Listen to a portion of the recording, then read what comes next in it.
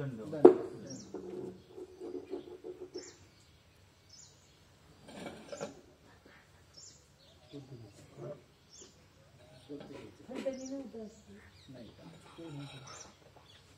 गोपाल कृष्ण महाराज की जय। श्री दत्तात्रेय महाराज की जय। श्री चक्रपाणी महाराज की जय। श्री गोविंद प्रभु महाराज की जय। सर्वाद्य श्री चक्रधार स्वामी की जय। आदि नमो श्री गुरु दत्तां दत्तदेवां जगद्गुरु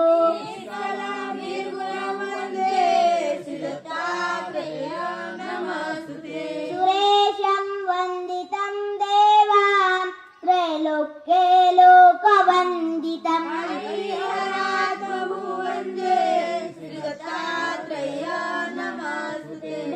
ब्रह्मलोकेषु भूतेषु शङ्खचक्र गदाधरं पात्रधरं देवं श्री दत्तात्रेयं नमस्ते। निर्मलं रक्तवर्णं च सुन्दरं स्वाङ्गशोभितं लोचनं विशालक्षं श्री दत्तात्रेयं नमस्ते। विभूतिशोभितं देहं हारके योरराजितम् अनन्ये करुणाकारं श्री दत्तात्रेयं नमस्ते। विभूतियुक्तबालं च जटामुकुटमण्डितं सुदीर्घकुण्डलोकर्णे श्री दत्तात्रेयं नमस्ते। प्रसन्नवदनं देवं भक्तिमुक्तिप्रदायकं नमामि जगद्धाता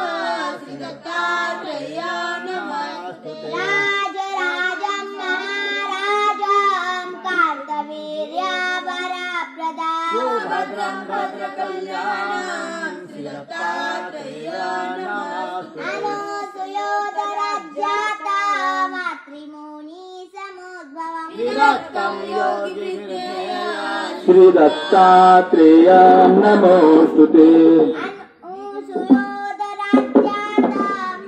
दिगम्बरं तनुश्रेष्ठं ब्रह्मचारी व्रते स्थितं भिक्षुं च दण्डिनं चैव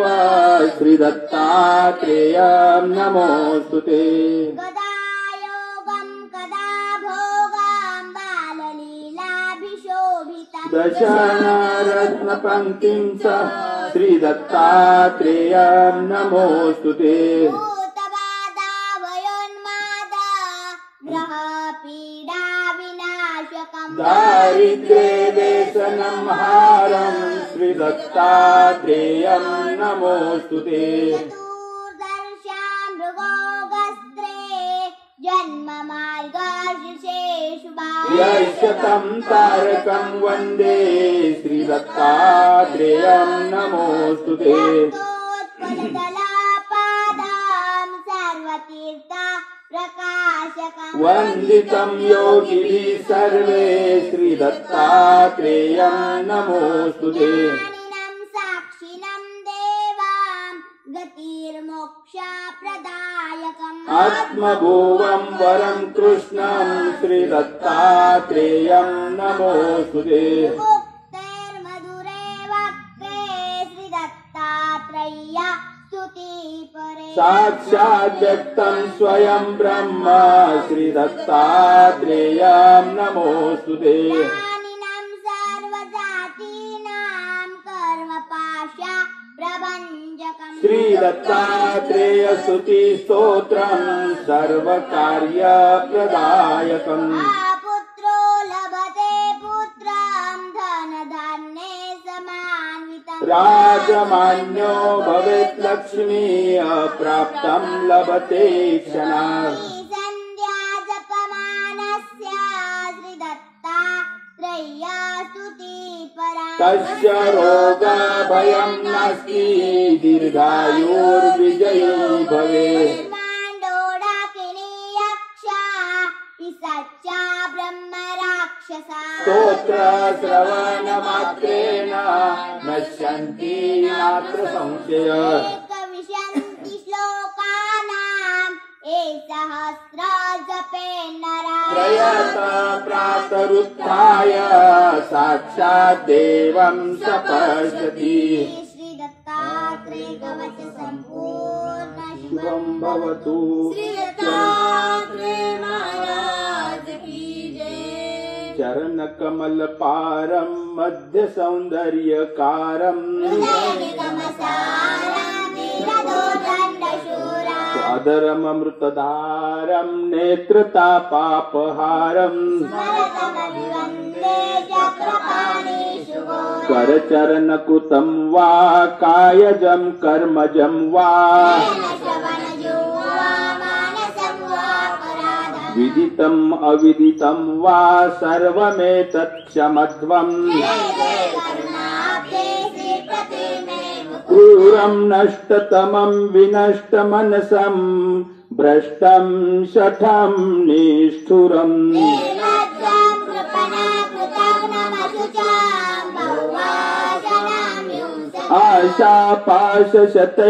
आशापाशशतैर्विबुद्धमनसं दुष्कीर्तिभाजं जडम्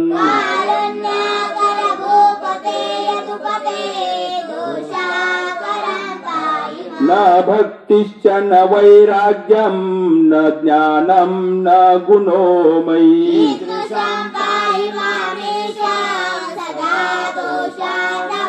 पापोऽहं पापकर्माहं पापात्मा पापसंभव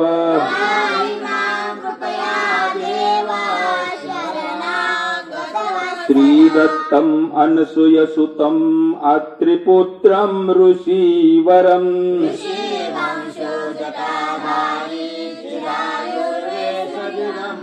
अमोघरूप भिक्षुं च सिंहशृङ्गनिवासिनम्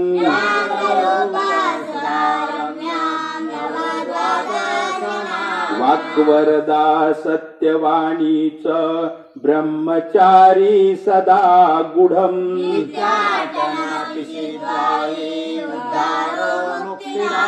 नित्यमुक्तो गुरुरूप स्वापदारी सुखावहम्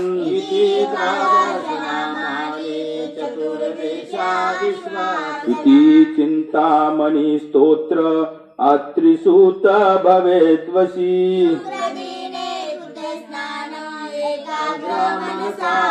अवर्तेन सहस्रेण लभते वाञ्छितं पञ्चकृष्णं प्रणम्यादौ लीला विग्रहधारिणम्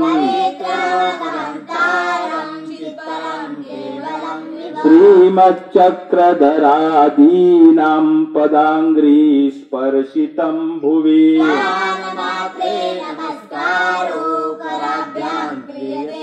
धातु काष्ठपाषाणांश्च दशनं नखकुर्चके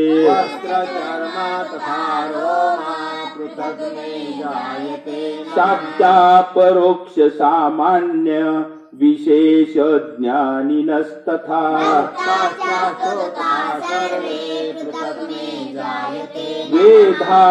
वेदादिबोधवन्तश्च भिक्षुर्वासनिक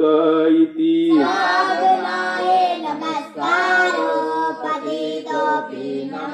श्रीकृष्णा जगतारकार्जुन सखानन्ता जनातारका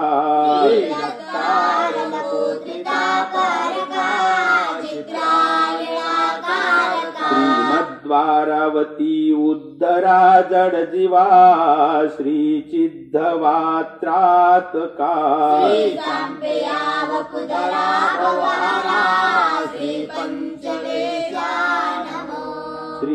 श्रीपञ्चवेशा नमो श्रीचक्रधर स्वामी की जय। श्री परमात्मने नमः। अथ एकादशोऽध्यायः।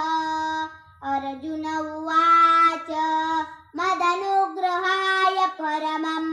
गुह्यमध्यात्मसंज्ञितम् यत्त्वयोक्तं वचस्तेन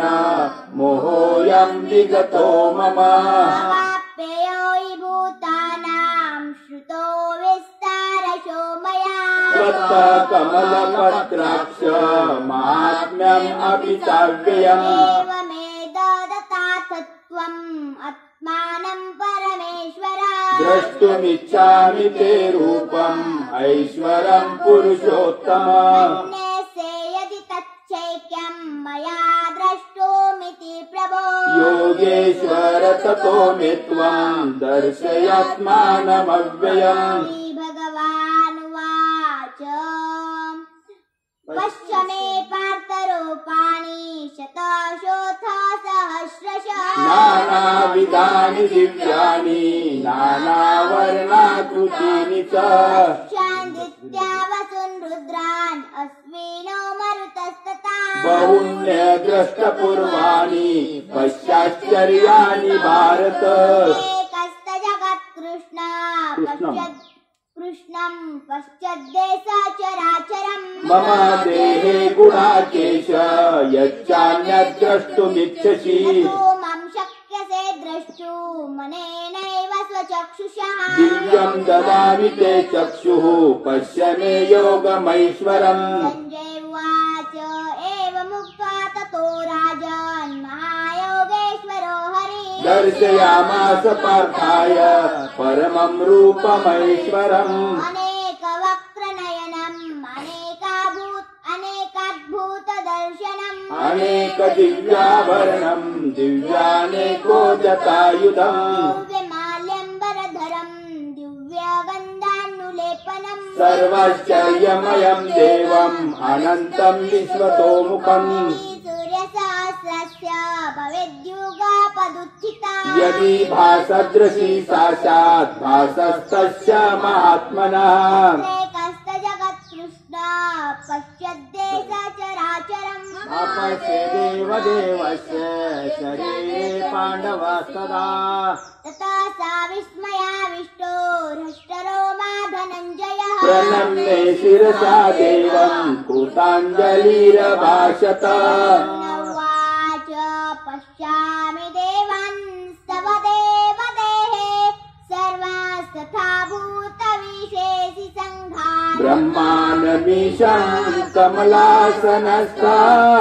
मृत्युम् च सर्वानुरगांश्च दिव्यान् एकबाहूदरवक्त्रनेत्रम् पश्यामि त्वं सर्वतोऽनन्तरूपम् अन्तम् न मध्याम् न पुनस्तवादिम् पश्यामि विश्वेश्वर विश्वरूप कीर्तिनं गादिनं चक्रिणं च तेजो राशि सर्वतो दीप्तमन्तम् पश्यामि त्वम् दुर्निरीक्ष्यम् समन्ताद्दिप्लानलर्कद्युतिमप्रमेयम् त्वमक्षरम् परमम् वेदितव्यम्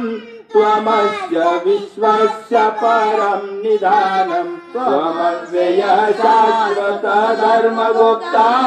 सनातनस्त्वाम् पुरुषो मतो मे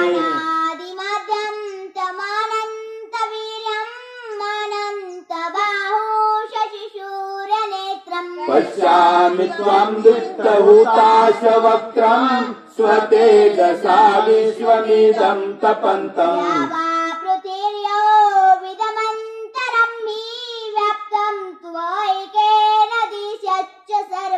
दृष्ट्वाद्भुतम् रूपमुग्रम् तवेदम् लोकत्रयम् प्रव्यथितम् महात्मन्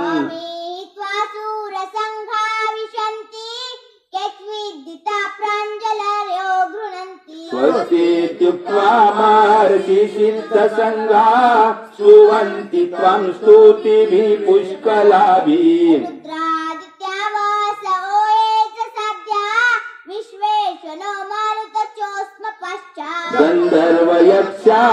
गन्धर्वयक्षासुरसिद्धसङ्घा वीक्षन्ति त्वम् विस्मिताश्चैव सर्वे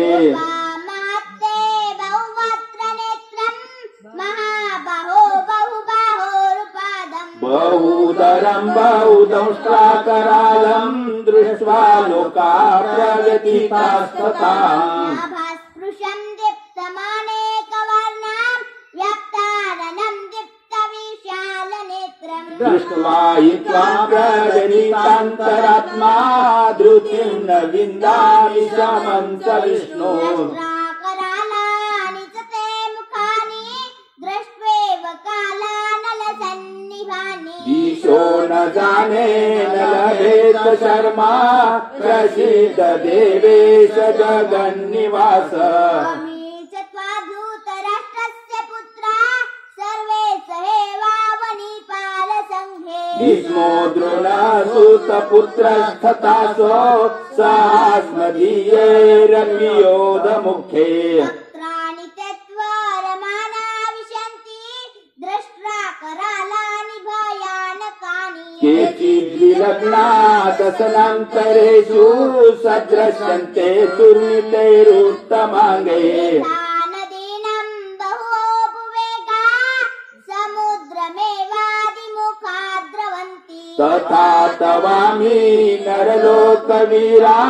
विशन्ति वक्त्राण्यभिज्वलन्ति प्रदीप्तज्वलनम् पतङ्गा विशन्ति नाशाय समृद्धवेगा तथैव नाशाय विशन्ति लोका तवापि वक्त्राणि समृद्धवेगा ीयसे ग्रासमानः समन्ता लोकान् समग्रावदने ज्वलद्भिः तेजोभिरापूर्य जगत् समग्रम् भासस्तवोग्रः प्रतिपन्ति विष्णु ध्यायिमेको भवानुग्ररूपो नमस्तु ते देववर प्रसिद्ध विज्ञातुमिच्छामि भवन्तमद्यम् न हि प्रजानामि तव प्रवृत्तिम् भगवानुवाच कालोऽस्मि लोकक्षयकृत् प्रवृद्धो लोकान् समहार्तुमिह प्रवृत्तः ऋतेऽपि त्वम् न भविष्यन्ति सर्वे एव स्थिता प्रतिनिकेषु योधाः त्वमुत्तिष्ठ एषो लभस्व जित्वा शत्रुं भुङ्क्ष राज्यं समुद्रम् न एवेते निहताः पूर्वमेव निमित्तमात्रम् भव सव्यसाचिन् द्रोणं च भीष्मं च जयन्द्रतं च कर्णस्तथान्येदपि योद्धवीरा मया हतास्त्वम् जहिमा व्यथिष्ठा युध्यस्व जेतासि रणे सपत्नन् सञ्जय उवाच श्रुत्वा वचनं केशवस्य कृताञ्जलिर्लेपमाना किरीटी नमस्कृत्वा भूय एवाह कृष्णम् सगद्गतम् भीत प्रणम्ये अर्जुन उवाच स्थाने ऋषिकेश तव प्रकीर्त्या जगत्प्रहर्षत्यनुरज्यते च रक्षांसि भीतानि दिशो द्रवन्ति सर्वे नमस्यन्ति च सिद्धसङ्घा माच्यतेन नमेरान् महात्मान् गर्यस्य ब्रह्मण्यप्यादिकरात्रे अनन्तदेवेश जगन्निवास स्वमक्षरम् सदसत्तत्परम् यत् त्वमादिदेव पुरुषं पुराणां त्वमस्य विश्वस्य परं निधानम् वित्तासि वेद्यम् च परम् च धाम त्वया ततम् विश्वमनन्तरूप सूर्यमुग्निर्वरुणस्य शङ्को प्रजापतित्वा प्रपितामहस्य नमो नमस्ते सुसहस्रकृत्वा पुनश्च भूयोऽपि नमो नमस्ते पुरस्तादत पुष्टतस्ते नमोऽस्तु ते सर्वत एव सर्वा अनन्तवीर्यामितविक्रमस्त्वम् सर्वम् समाप्नोषि ततोषि सर्वः सखेति मत्वा प्रसभं यदुक्तं हे कृष्ण हे यादव हे सखेति अजानता महिमानं तवेदम् मया प्रमादात् प्रणयेन वापि शावहासार्थमसत्कृतोऽसि विहारशय्यासन भोजनेषु एकोतवाप्येच्युत तत्समक्षम् तत्क्षामयत्वामहमप्रमेयम् गीतासि लोकस्य चराचरस्य त्वमस्य पूजस्य गुरुर्गरीयान् न त्वत्समोऽस्याभ्यधिकः कुतोऽन्यो लोकत्रयेऽपि प्रतिमा प्रभाव तस्मात् प्रणम्ये प्रणिधाय कायम् प्रसादये त्वामहमीश्वमीढ्यम् पितेव पुत्रस्य सखेव सख्यु प्रिय प्रियायार्हसि देव सोढुम् अदृष्टपूर्वा रुचितोऽस्मि दृष्ट्वा भयेन च प्रव्यथिता मनो हितम् त्वमे दर्शय देवरूपम् प्रसीद देवेश जगन्निवास किरीटिनं गादिनं चक्रिहस्ता मिच्छामि त्वं द्रष्टुमहं तथैव तेनैव रूपेण चतुर्भुजेन सहस्रबाहो भव विश्वमूर्ते भगवानुवाच मया प्रसन्नेन तवार्जुनेदं रूपं परं दर्शितमात्मयोगात् तेजोमयम् विश्वमनन्तमाद्यम् यन्मे त्वदन्नेन न द्रष्टपूर्वम् वेदयज्ञेन दानेन धानेर्न च क्रियाभिर्न तपोभिरुग्रे एवं रूपः शक्य अहं नृलोके द्रष्टुम् त्वदन्नेन कुरु प्रवीर व्यथामं स विमूढभावो दृष्ट्वा रूपं घोरमिदं ममेधम् वेपेतभिप्रीतमना पुनस्त्वम् तदेव मे रूपमिदम् प्रपश्ये सञ्जय उवाच इत्य अर्जुनं वासुदेवस्ततोक्ता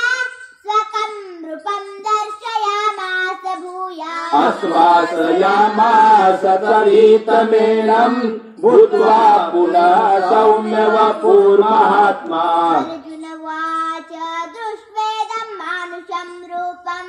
तवा सौम्य जनार्दनम् इदानीमस्मि संवृत्तः सचेता प्रकृतिं गतः भगवानुवाच सुदूरदर्शमिदं रूपं दृष्टवानासि यन्मम देवा तस्य रूपस्य नित्यं दर्शनकाङ्क्षण तां वेदेन तपसा न दानेन न चेज्जया शक्य एवं विदो द्रष्टुम् दृष्टवानसि मां यथा सत्यात्मनन्यया शक्य अहं वेवाविधोऽर्जुन ज्ञातुम् द्रष्टुम् च तत्त्वेन प्रवेष्टुम् च परन्तप कर्म कृणमत्कर्म मद्भक्तः सङ्गवर्जितः निर्वैरः सर्वभूतेषु यः समामेति पाण्डव श्रीमद्भगवद्गीतासु उपनिषत्सु ब्रह्मविद्यायाम् योगशास्त्रे श्रीकृष्णार्जुन संवादे विश्वरूपदर्शनयोगो नामेकादशोऽध्यायः श्री गोपाल कृष्ण महाराज की जय। अथ द्वादशोऽध्यायः अर्जुन उवाच एवं सततयुक्ताये भक्तास्त्वां पर्युपासते सापेक्षरमव्यक्तम् येषां के योगवित्तमः श्रीभगवानुवाच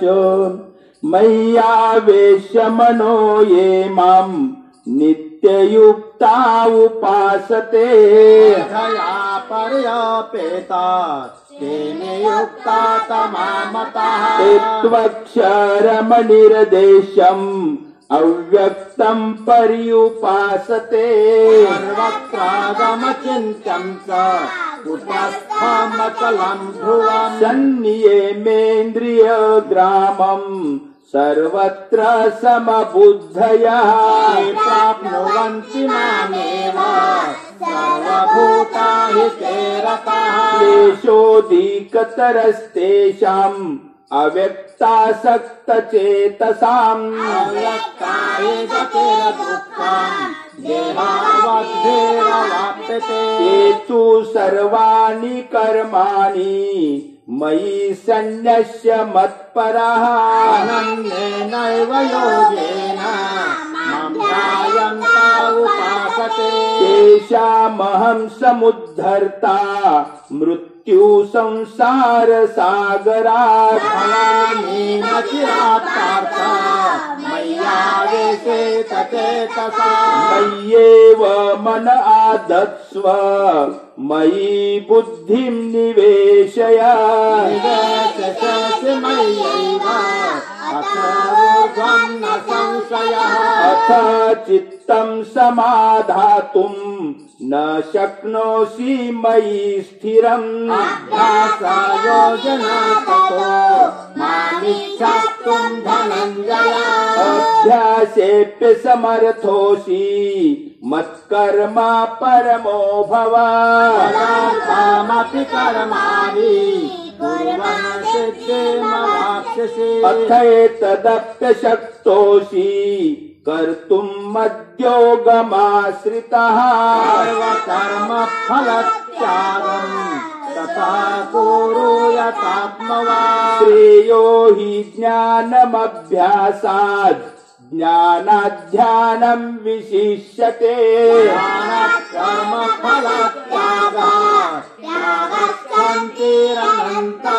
अद्वेष्टा सर्वभूतानां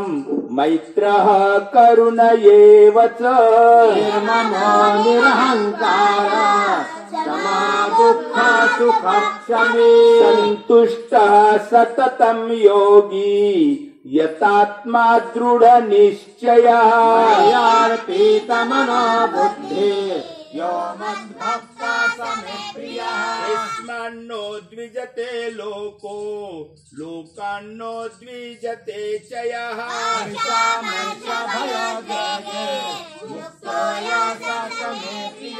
अनापेक्षः शुचिर्दक्ष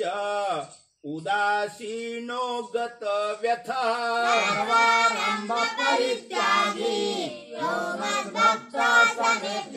यो न हृष्यति न द्वेष्टि न शोचति न काङ्क्षति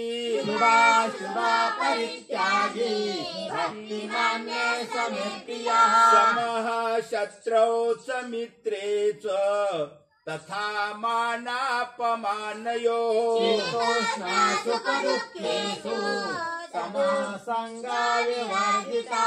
तुल्यनिन्दास्तुतिर्मौनी सन्तुष्टो येन केनचित्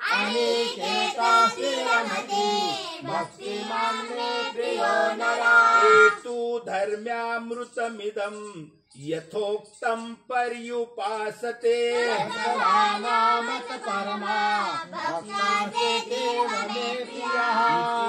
श्रीमद्भगवद्गीतासु योगशास्त्रे श्रीकृष्णार्जुन संवादे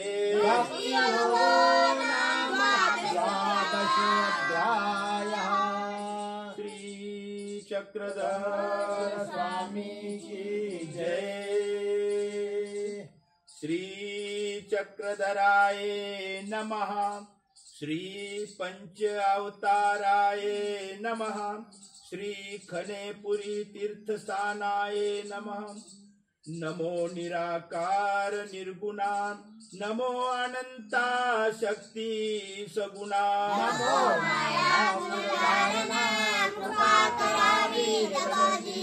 दया मया कृपा करुणा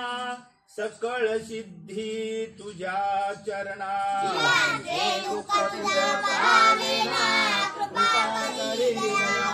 अनंत ब्रह्मांड नायिकेचा नायक तू अनंत गुणधर्म शक्ती युक्त तू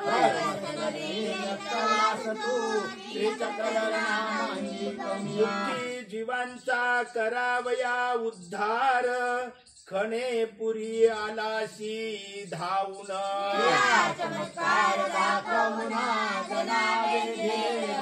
कार्तिक शुद्ध तृतीयेला खनेपुरी घडली अद्भुत लीळा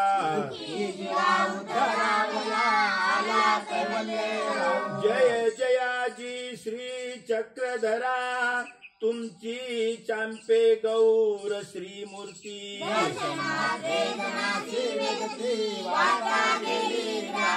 खनेपुरीच्या शिवारात कांतीये तळी एकांतात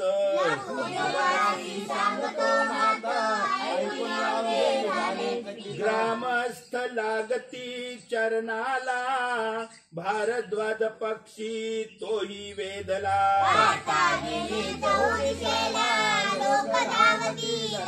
मर्दना मादने स्नान घालिती चंदनाची उटी लाविती बाईसा म्हणती बाबा स्वीकारावी जी आरोगणा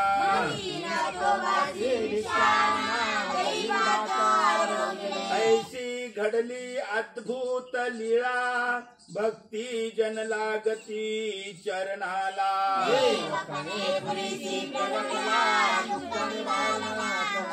जनाचे पाहुनी दुःख दैन्य कळवळलाशी तू दयाघन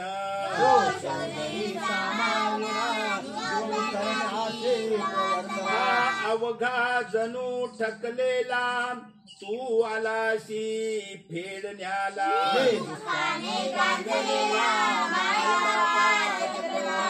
पामर दुःखिस्त हीन दीन अधम पतित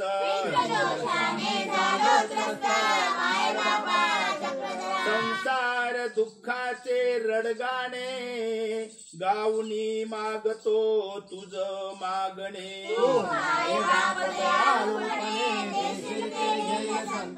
काय सांगू माझी व्यथा देवा तू सर्व असे जाणता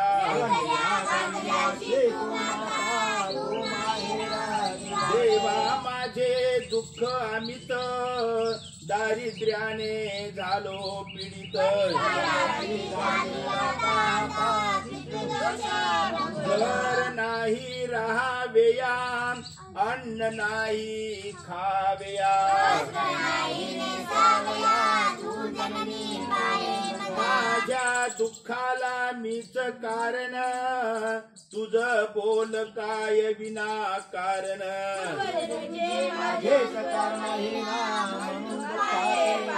चक्रधरा तू माये माऊली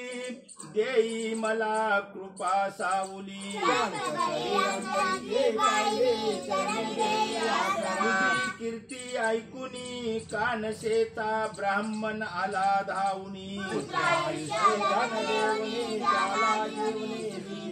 तैसे मज सुखी करावे माझे दैन्य दुःख फेडावे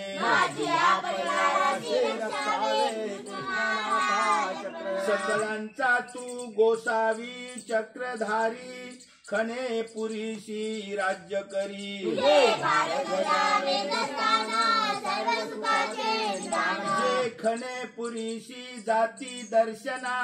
त्यांचे पाप होई भंजना आणि काळ सर्प अति दारुण ग्रासावया करी आक्रमण मनी धरुणी भक्ती भाव विडाव सर करी समर्पण माझा पितृदोष नासावाजी मला यश सिद्धी द्यावेजी जो पंचरूप आणि आपुल्या ध्यानी लीळा आठवी एकाग्र होऊनी अष्टो दशे विडे अर्पण करुण श्री चक्रधर स्तोत्र करी पठन त्याच्या परिवाराची फिटेल भ्रांत यश मिळेल त्याला निश्चिंत म्हणून नित्यदिनी करावे पठन मग करावे अन्नोदक सेवन ऋषी आणुनी आपुल्या घरी त्याशी भजावे तन मन धनानी पितृदोष नाशक श्री चक्रधर स्तोत्र विश्व शांती नामस्मरण श्री आत्मतीर्थ गंगा तीर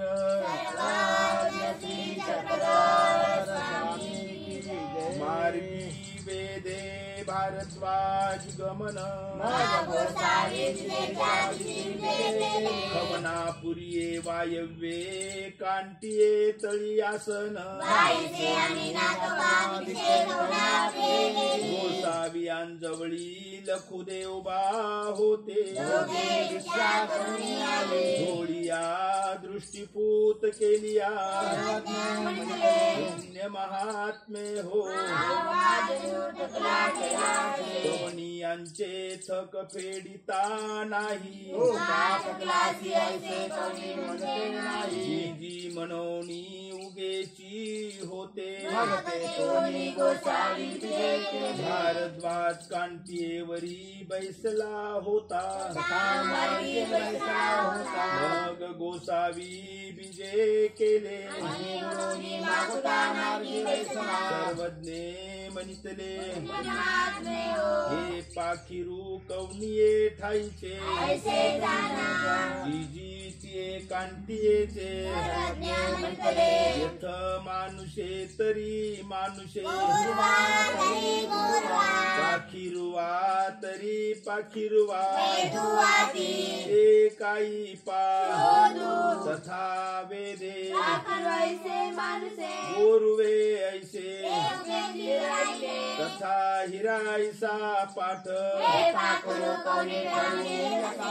ऐसे तुम्ही जाणतासा गोसावियांशी आसन होते पाखिरुवे तरी मानुषे तरी आणि पाठीये ओची लागती त्या उपरी ते उगेची होते